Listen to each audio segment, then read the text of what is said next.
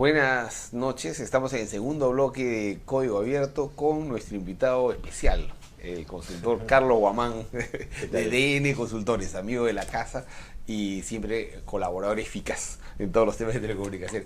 Bueno, sí, mira, Carlos, como conversábamos hace unos minutos, la idea es hacer un balance de qué es lo que la percepción que teníamos sobre lo que había sido el discurso y en general en qué situación se enfrentaba el gobierno el próximo año en el sector telecomunicaciones, quiere decir móviles, fija, internet, la banda ancha y todo lo demás, ¿no? Pero antes de entrar a saco, digamos, como dirían, en el tema de telecomunicaciones, ¿qué les pareció el discurso?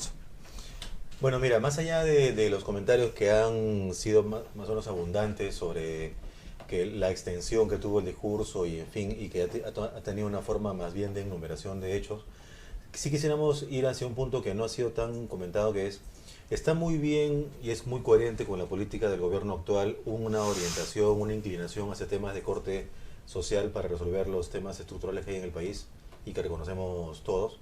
Pero lo importante es que cuando tú operativizas un plan debes explicar lo que vas a hacer y puesto un número seguramente de las acciones que vas a ejecutar, pero de la mano con eso cómo lo vas a financiar. Y ahí sí nos parece que ha faltado en el discurso, es decir, si uno pone en el fil de la balanza todas las acciones que están planteadas y cómo lo vas a financiar, esa parte cómo vas a financiar que convierte la visión o la buena intención en realidad. Es lo que creemos que se evitarían temas como el de ahora con el seguro, o sea, el seguro general de oncológico para toda la población. Por ahora está criticado en varios. Ya salió la ministra a decir que no se trata de para todos, ¿no? Aunque el discurso dice nadie se quedará sin atención. Claro. Ya ha salido la ministra Trivelli a decir, estamos hablando solamente de los más pobres. Así es. ¿No? Pero cuando sabemos que los tratamientos para cáncer son incluso caros para las clases medias e incluso para las clases medias altas, entonces ese nadie se quedará. Es como lo de pensión 65, ¿no? Que primero era pensión 65 para todos y luego que Sí, iban reduciendo de una manera lógica, ¿no? Pero efectivamente le faltó decir cosas un poco más precisas, ¿no? Y a ti, Jorge, ¿qué te pareció? Este listado de, digamos, sectorial largo, ¿te pareció consistente? No veas, a mí en realidad lo que me ha parecido es que este discurso en realidad es el informe de entrega de cargo de Óscar Valdés, ¿no? Es decir, hasta aquí llegué, esto fue lo que hice, acá tiene el señor presidente, y él agarró y dijo, bueno, ¿qué hago? Tengo 2 días para hacer un discurso con los nuevos ministros, o leo esto.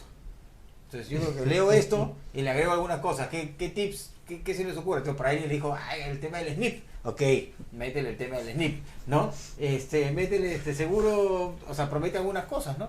Pero todo lo que son las cifras, ese balance de... Pero yo creo que tienes razón en el sentido de que efectivamente el grueso del discurso no han tenido tiempo o sea, que en realidad se parecía mucho, le decía David. El discurso presidencial se prepara con 15 días de anticipación en todas las entidades públicas. Pero te cuento, o sea, lo que decía David es que se parecía mucho al discurso que dio el ministro Castillo en el CADE en diciembre, que era, oye, ¿qué cosa se va a pasar en el gobierno en los próximos años y los compromisos, qué es lo que estaban haciendo, etcétera?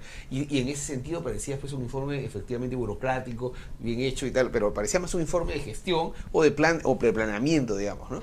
Pero yo en lo que discrepo de lo que tú estás diciendo es que si tú miras las primeras 2 páginas, o que no sé cuántas, o sea, no sé si están. 40 son las páginas. Sí, pero o sea, cuando arranca, es decir, cambia todo el espíritu del gabinete Valdés, que en realidad cambia su propio espíritu, o sea, se encuentra con el Humala de la transformación, en el sentido, se encuentra con el agua, ¿no? Y dice, oye, de alguna forma es una manera de hacer autocrítica y plantea decir una nueva relación para el desarrollo de la minería, que es algo que también lo dijo cuando empezó, anunció el resultado de los...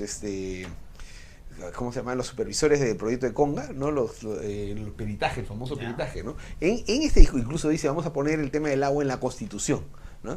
Entonces yo sí creo que detrás de ese discurso y hay como un poco de diálogo hacia dónde queremos ir, pero el grueso y luego le engramparon salpicados, claro. O sea, esas cosas están como que salpicadas en el discurso, esa, la del SNP, y algunos otros mensajitos hacia las provincias, ¿no? Hacia los líderes regionales, ¿no? Justamente, o sea, la visión puede estar bastante buena, puede ser muy coherente, Pero para que todo eso ocurra en la realidad debes plantear lo que mencionaba hace un rato, cómo lo vas a financiar, en qué plazos, Sí. el cómo, ¿no? El cómo, y además lo otro es que se note un poco de prioridad, es decir, oye, queremos O sea, conseguir, estrategia. claro, un poco de Estrategia. estrategia y los 4 o 5 elementos para conseguir esos objetivos, y luego dejar todo el tema de los detalles a la presentación del primer ministro, que va a ser en las próximas semanas. Que para eso ¿no? es, ¿no? Que para eso es, y va a estar siendo discutida en el Parlamento y tal. Y así nos ahorramos por lo menos la mitad del discurso, ¿no? Por no decir más, ¿no es Claro. cierto? Entonces yo creo que es... Ahora, en general, en el tema económico, ¿qué les parece el asunto de la reforma del SNIP? ¿Era una traba importante o no? Bueno, en la práctica sí lo ha sido, y la manera más directa de medirlo es los tiempos que toma a que los proyectos que pasan por el SNIP se conviertan en la realidad. Los tiempos han sido históricamente bastante extensos, ¿no? Los procedimientos, entonces eso, como lo ven ustedes, pero sí debería, por lo menos la intención está en... Porque además en algunos proyectos, sobre todo en proyectos de telecomunicaciones, hacía que un proyecto que se demora 3 años o 4 años en ser aprobado, finalmente convocado a licitación, pierde vigencia. En telecomunicaciones es Especialmente, crítico, ¿no es cierto? O sea, con lo desde el rápido ancho de avanza. banda que plantean, o las soluciones que ya llegaron las celulares, ya no, o sea, ya no son puntos críticos. Y, A todo tiene pues, su lado bueno y su lado malo, ¿no? O sea, de hecho, el presidente hoy día, dando un discurso, ha dicho que el Estado no puede ser un panzón, ¿no? Así. El Estado no puede ser un panzón que le da miedo subir a la altura, y le azoroche, pasar hacia discutiendo con su amigo. Sí. Pero creo que también hacer un poco una reflexión sobre el tema de algunos procedimientos que hacen que el Estado demore mucho en tomar decisiones, y que además viendo desde el punto de vista del funcionario público, que también le dan una responsabilidad de decisión al funcionario público, que después va a ser perseguido por cualquier decisión. Si no cumple con el procedimiento. Claro, que por cualquier decisión que tome. Entonces eso genera pues efectivamente que el sector público tenga en automático un sistema que evita que se tomen decisiones, y si no hacemos nada mejor, porque no, perverso, es un sistema perverso. intrínsecamente ¿no? perverso, sí. Entonces, pero al mismo tiempo el SNIP era, digamos, en su esencia, Necesitaba el era- monumento al choclo, ¿no? claro, es evitar el monumento al choclo, es evitar es evitar que se use el dinero en cosas innecesarias. Pero ahora la contracrítica a eso es que efectivamente el monumento al choclo igual se hace. No, igual se hace, pero... Igual se hace con SNIP. Pero además son y con proyectos robados. No, pero, Sí, sí. pero digamos, es que existen monumentos al choclo reales. Ahora, ¿qué es lo importante? Para mí son dos cosas fundamentales en el cambio del SNIP. Por un lado está el tema de descentralizarlo, con lo cual implica llevarle recursos de capacidad técnica a las regiones. Y por otro lado está incorporar, antes solo se podía gastar en infraestructura, prácticamente, o sea, en inversiones en infraestructura. Ahora va a permitir en los propios, gastarse en los propios estudios, en recursos humanos y en gasto, pero en un determinado tipo de gasto, lo que permite hacer proyectos, o sea, proyectos más sólidos, ¿no? Incluso evaluar de una manera más consistente los proyectos. A mí me parece que es audacia y me parece importante. Los riesgos son que se hagan algunas cosas innecesarias, pero sí con la cantidad de plata que están acumuladas por el canon y tal, que no pueden ejecutarse, termina siendo un elemento, o sea, una traba al desarrollo, ¿no? Completamente. Sí, entonces O sea, siempre y cuando, digamos, el costo de personal, el gasto en personal del estudio Tiene que haber- no sea mayor a la inversión que se No, vaya a no, hacer. tiene que haber Ah, elementos de ratios y de supervisión. criterios de razonabilidad. Claro, pero en las que, o sea, es cambiar un poquito la lógica, o sea, la lógica de austeridad de un Estado que está siempre en el borde, digamos, de no llegar al equilibrio fiscal, a un Estado que está en crecimiento y digamos, En inacción total, o sea, Sí, claro. No se avanza, no se hace nada. claro, en la que lo que se critica a nosotros, tú has gastado solamente el 20% del presupuesto, y yo gasté el 30%, ¿no? Yo llegué así, no, o sea, ¿me entiendes? Es decir, y se sigue acumulando Y la dinero. población sigue ¿no? mirando y dice, ok, las reservas internacionales netas va a subir a cuántas Claro. reservas tenemos, y aquí seguimos igual. Claro. Bueno, y uno de los puntos fundamentales para todo este plan, y Humala lo señala en varias oportunidades, aunque no desarrolla, es el tema de telecomunicaciones. ¿Qué impresión te dio en general cómo tocó al sector dentro del discurso? Mira, la verdad es que sí, nosotros nos sentimos algo inquietos porque lo mejor que ha podido ocurrir en las telecomunicaciones en el primer año de la gestión es algo que no dijo. Y es la aprobación hace un mes o algo más de la ley de promoción de la banda ancha. ¿Qué queremos decir? En las 40 páginas que tiene el discurso, no hemos contado las palabras, pero es un discurso, como todos sabemos, bastante amplio. La alusión a banda ancha o internet en todo el documento de las 40 páginas ocurre apenas 4 veces. Entonces, solamente 4 veces se cita el término banda ancha una vez e internet 3 veces. Entonces, eso es un número muy simple, pero que te da una idea de cuál es la importancia que puede tener el sector en la gestión actual. Cuando decimos que lo mejor que ha ocurrido es algo que no mencionó y aludimos a la ley de promoción de la banda ancha, esta ley, a nuestro modo de ver, que es una pena que no haya sido citada por el presidente, es bastante buena porque rompe el paradigma sobre de qué se trata la banda ancha. Es decir, habla de la conectividad, que es de lo que siempre hemos hablado, pero le suma el gran mundo de los contenidos. Esto ya lo hemos comentado antes. Y específicamente en ambos temas, en la conectividad, menciona un hito que va a ser fundamental en el desarrollo futuro, que es la red dorsal. Y del lado de contenidos habla también algo que en el país es nuevo, que es el gobierno electrónico. Pero a eso yo le sumaría, en el tema de los contenidos que tiene que ver también con la red, es el tema de la red neutral. O sea, de la neutralidad de la red. Si habla, en algún momento habla de gobierno electrónico, habla de tener oficinas interconectadas. Simplificación de trámites, simplificación de trámites. Sí lo alude. Y menciona un conjunto de metas que son metas ya, bueno, que conocemos de hace mucho tiempo, ¿no? El tema de la inscripción de las pymes, el tema de los trámites. Es correcto, pero justamente estos aspectos positivos que les menciono, que es la parte, digamos, rescatable del año y que no han sido tan destacadas en el discurso, tienen como contrapeso aspectos que nos inquietan en el camino, porque en la red dorsal, por ejemplo, no existe claridad en el Estado peruano, en los actores del Estado peruano vinculados al mundo de las TIC. No hay claridad respecto a si el operador neutro va a ser neutro o no va a ser neutro. Es decir, si el operador dominante va a poder ser candidato como para el concurso operador neutro o no. Porque si citamos a los 4 actores del Estado peruano, el Ministerio de Transportes y Comunicaciones, OCIPTEL, ONGI, que es la Oficina Nacional de Gobierno Electrónico, e incluso el Congreso, que tiene una Comisión de Transportes y Comunicaciones, de estos 4 actores, 2 creen que el operador dominante no debe participar y 2 creen que sí debe participar. ¿Quiénes son? Los que piensan que no debe participar, que la ley dice, que la ley es muy clara en decir que no puede participar, son el Congreso, la Comisión de Transportes y Comunicaciones y ONGI. Y los que creen que sí puede participar, es más, que no se le puede prohibir, son, hasta el momento, tal como se han pronunciado públicamente, OCIPTEL y el Ministerio. Pero ahí lo que lo que se estaría planteando, es lo que conversamos en programas anteriores, es que sería a través de una razón social nueva, con una contabilidad independiente y todo, ¿no? Con todo eso, pero digamos, el espíritu de la norma es que el operador neutro sea neutro, no que sea neutro disfrazado. Entendía de parte de OCIPTEL, en una entrevista que hicimos la semana pasada, que la idea es que de preferencia sea neutro, pero si no puede ser neutro, entonces tendría que ser un operador con contabilidad separada. Con lo cual regresamos a lo de siempre, que las autoridades creen que nadie en el mundo quiere invertir en el Perú, solo el operador dominante, y por lo tanto no queda otra que... Además, un operador dominante, como el caso de Telefónica, que está con restricciones de inversión fuertes, ¿no es cierto? Entonces, completamente. A nivel global. Entonces, mucho mejor es traer un tercer operador grande que opere esta red, ¿no es cierto? Y que además sea una verdadera amenaza para que las condiciones que se den en los tramos donde hay subsidiariedad sean tramos, opciones competitivas, ¿no? Que permitan que todos los nodos de las provincias, como está mencionado en el plan de banda ancha, sean nodos de una red efectivamente neutral, ¿no? Sí, pero resulta que Telefónica tiene a nivel global dificultades para su crecimiento, porque financieramente se ha fragilizado por las condiciones de Europa, pero resulta que Perú junto con Chile son ahora mercados medio las joyas de Telefónica, bueno, junto con Brasil, que siempre es un mercado grande, ¿no? Entonces, en el lado de la conectividad nos preocupa que la ley ya define el operador neutro, pero que no va a quedar claro si va a ser neutro de verdad o neutro disfrazado. Y por el lado del gobierno electrónico nos preocupa que está muy bien el desafío que se plantea ONGI, que tenga un rol mucho más grande de lo que nunca ha tenido. De hecho, todo el Estado peruano debe implementar, primero diseñar y luego implementar planes de gobierno electrónico que sean vinculantes respecto de las políticas del Plan Nacional de Gobierno Electrónico que ONGI, de acuerdo con la ley, tiene que tener listo en los próximos meses.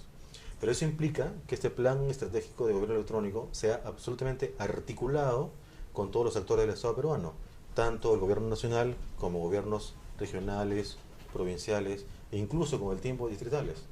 Eso cuesta mucho tiempo, mucho recurso humano, mucha plata. ONGI tiene hoy día 20 personas. Con eso no puedes hacerlo. Entonces, sí requiere un respaldo, digamos, político para que pueda tener las herramientas para ejecutar el plan que la ley le ha encargado. En buena cuenta, con este tema de la red dorsal, que debe ser neutra o no, y el gobierno electrónico, lo que sentimos es que hace falta en el país un compromiso político del más alto nivel para estar convencidos del rol que tiene el TIC en el desarrollo, la inclusión digital, que es como se llama en el sector, pero la inclusión social, que es el objetivo supremo de este gobierno. Ahora, tienen otras partes que no son directamente, tienen que ver con telecomunicaciones, pero tiene que ver con lo que tú estás diciendo y con los retos que estás haciendo.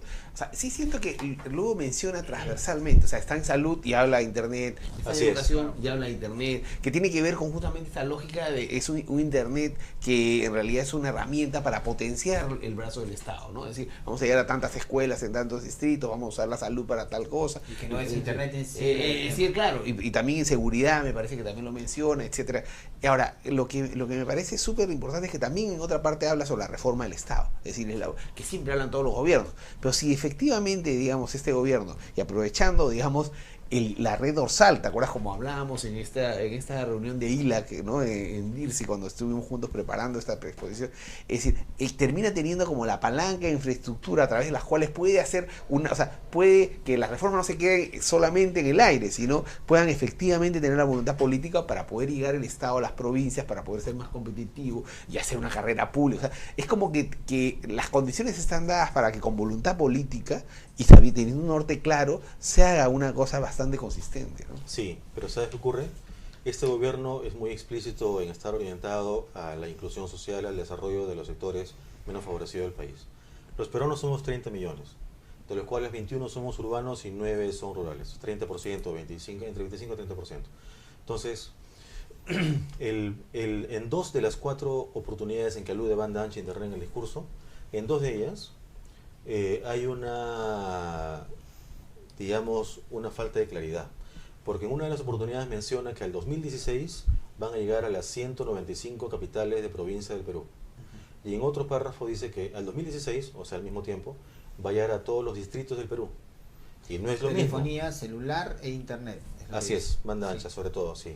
Y no es lo mismo, llegar a las capitales de provincia, llegar a los distritos son cosas distintas. Sí. Son 195 provincias versus cerca de 2000 distritos. Es. No es lo mismo.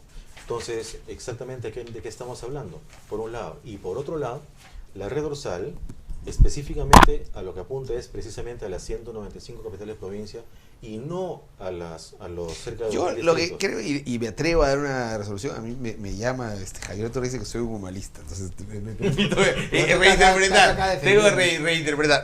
Hay un momento en el que dice, está hablando de la población rural, ¿no es cierto? Entonces dice, el programa Hábitat Rural, que para fines del 2011 habrá beneficiado a 156 familias, el programa de electrificación rural y el Fondo de Inversiones Telecomunicaciones, tiene previsto el fondo haber llegado a todos los distritos aislados del país con telefonía y servicios de internet. Esto implica que todos los distritos, digamos, que no están ya cubiertos, que son parte de eso rural, van a llegar no con la fibra óptica, ni mucho menos, sino con satélite, con un servicio y con todos los fondos, con toda la tecnología. Y en el otro lado están hablando de la red dorsal, Así es. que está diciendo, y va a haber fibra óptica en las capitales de provincia, que efectivamente no es lo mismo lo que está diciendo aquí que está diciendo lo otro, pero tiene sentido. Es decir, sí tiene sentido, pero la temporalidad es distinta, porque para que tú llegues a todos los distritos, tienes que antes haber tenido la red dorsal. No necesariamente, porque acuérdate que ya se ha invertido. A lo mejor está pensando llegar acá con los fondos tipo satelitales, todos los distritos alejados, etcétera. Sí, pero tienes un porcentaje cuyo número no tengo ahora de distritos que que requieren que se haya llegado. Tienen el punto, pero no tienen el servicio. Sí, de repente, efectivamente, viendo más finos, podría ser que se le quede un porcentaje de distritos fuera, ¿no? Y hay un concepto adicional que justamente cuando menciona los cerca de 2000 distritos del país, lo relaciona por supuesto a Fitel, y en la terminología Fitel, en la gestión de Fitel, el término utilizado no es distrito, sino localidad. Ahora, yo quería llamar la atención de un tema, y es que a lo mejor pues ha querido diferenciarse de Alan García. Alan García en sus discursos decía, ahora hay 90% de celulares, no sé cuántos millones de celulares en el Perú, ¿cierto? Claro. Y así, le ponía así fuerte. Ahora tenemos toda su negociación con los grandes operadores era esa. Y más bien Humala no mencionaba los celulares. Para nada. Ha querido distanciarse de ese discurso, de un discurso de acá está la tecnología, úsala, y pasarla por un discurso más de esa tecnología la voy a usar en salud, la voy a usar en educación, la voy a usar en integrar los servicios del Estado. A lo mejor es una manera... Y ha puesto énfasis también el tema de reforma del Estado, ¿no? Sí, Dentro de ese discurso, claro, dentro de ese discurso largo, ¿no?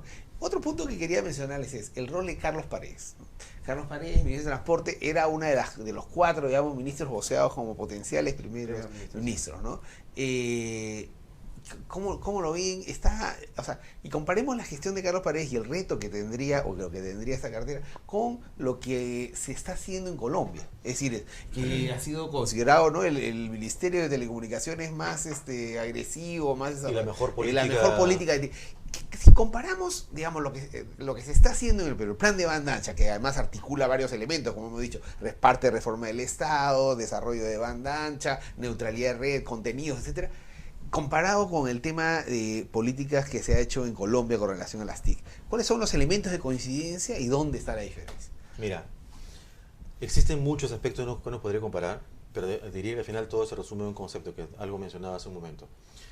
Los profesionales que dirigen estas autoridades del Estado peruano vinculadas a telecomunicaciones son del más alto perfil. Todos nos da tranquilidad: Raúl Pérez Reyes en el viceministerio, Fitel conducido por Luis Montes, ONGI por Ronald Barrientos, y desde hace muy poco Gonzalo Ruiz como presidente de OSICTEL, todos profesionales reconocidos en su campo. Entonces es un contexto a nivel de profesionalismo, solvencia profesional, bastante propicio para que las cosas vayan caminando bien. Sin embargo, ya viene la diferencia con Colombia, ya compromiso político. Lo que decimos es que tanto el ministro de Telecomunicaciones, o MINTIC en este caso en Colombia, es uno de los 2 ministros más importantes, junto con el ministro de Vivienda, que por motivos políticos es importante también, ¿no? Es uno de los ministros más importantes, y cuando existen hitos de cualquier naturaleza, por ejemplo, una subasta de bandas de 4G en Colombia, el presidente de la República, Juan Manuel Santos, tiene un involucramiento muy directo. Entonces, porque yo me imagino, porque además le da réditos políticos. Ha encontrado una fórmula a través del desarrollo de la banda ancha en las que genera... Es que todo se resume en un eslogan. O sea, el presidente de la República dice que las TIC son la herramienta más potente de desarrollo social. Dice, la forma en que vamos a eliminar la pobreza en Colombia, lo dice el presidente de la República, es usando al máximo las TIC. Entonces nosotros compartimos esa idea. Entonces sería genial, más aún en un gobierno que apunta a la inclusión social, sacarle el jugo a la banda ancha para que de manera muy efectiva, no tan cara y en un tiempo muy eficaz, pueda ser la herramienta para reducir la pobreza y, en fin, otros indicadores de desarrollo social. Ahora, las condiciones de la red y, digamos, de rurales y de falta de inclusión en Colombia, ¿se parecen mucho a las peruanas o tienen condiciones distintas? ¿Las condiciones de perdón? A lo que quiere decir, la zona altoandina peruana, o sea, las montañas allá son mucho más bajas. Son mucho más bajas. Perú junto con Brasil son los mercados países con geografías más complejas. Más complejas, ¿no? Pero Colombia no deja tener lo suyo, porque el principal factor que motiva la complejidad es la cordillera de los Andes. Y Colombia sí tiene de eso una buena parte, ¿no? Menos complejo que Perú, pero también. De modo tal que por esa parte no habría un factor que explique que en Perú avancemos menos. Ahora, Carlos Paredes va a tener que enfrentar en los próximos días el anuncio de la decisión de la renovación de la... Que es otro tema que, por ejemplo, ya venimos, mientras que en Colombia están pensando en 4G, o sea, alta velocidad para toda la población, aquí estamos con la renovación hace un año.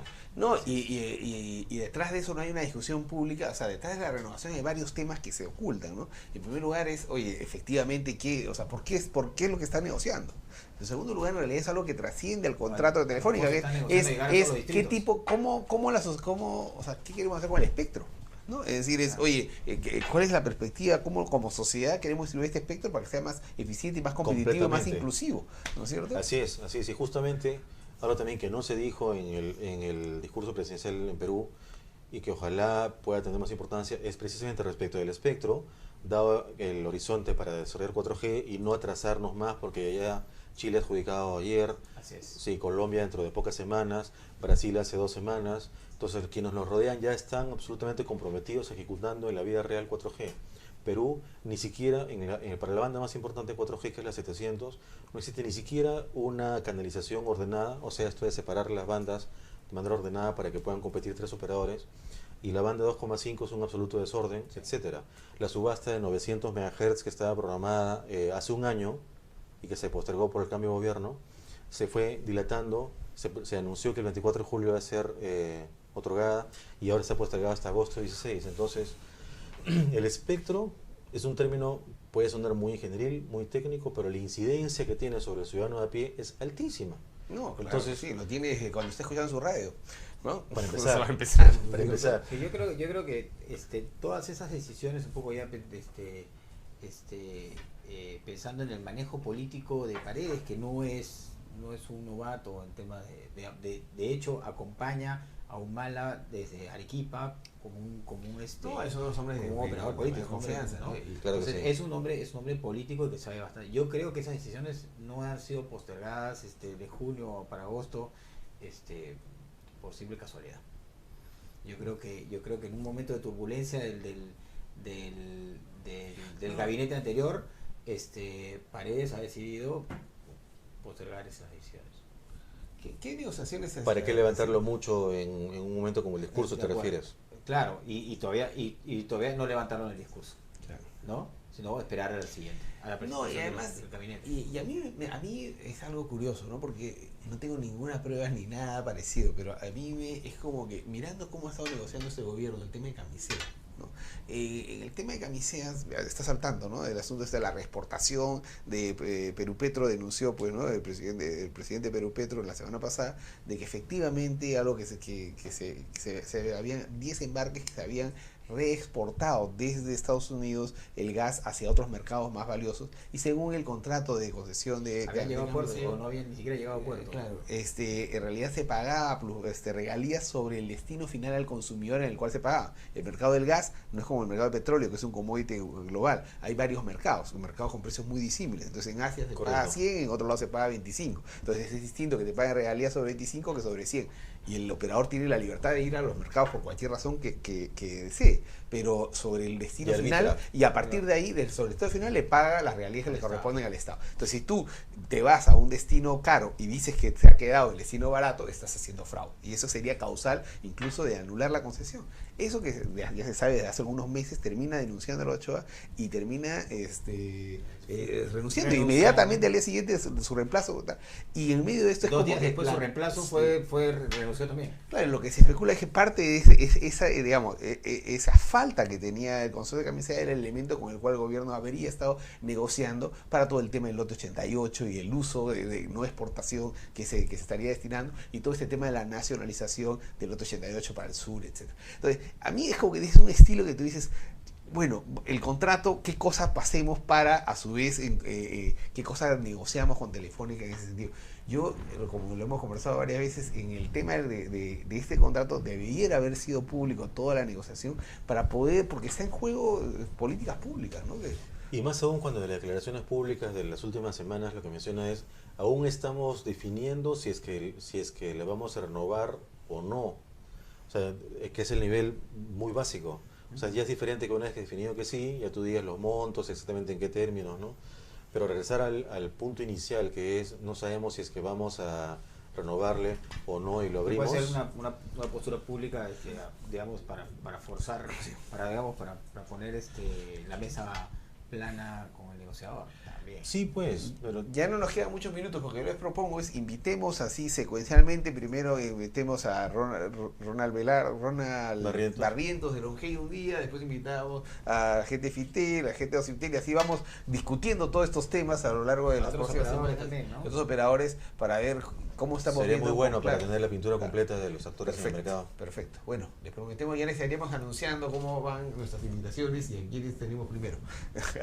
Bueno, sin eso nos volvemos con esta hora Fernando Vivas. Con Fernando Vivas en un par de minutos. Chao. Gracias.